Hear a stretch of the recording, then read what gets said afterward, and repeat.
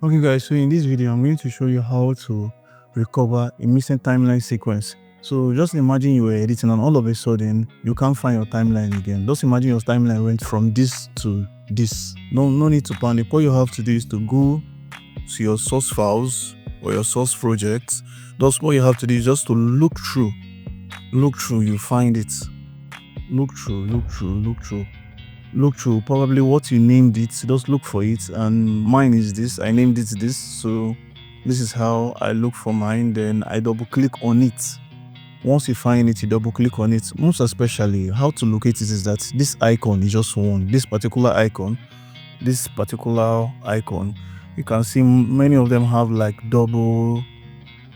So this particular icon. So once you just double click on it, and you can also actually locate it from the name, what you named it, like this one bingo blah blah blah. So this is it. So tada, it shows. So yeah, sometimes there are mistakes. It can just like disappear.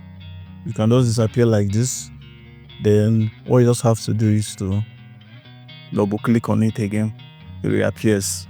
So thank you guys for watching. Please subscribe.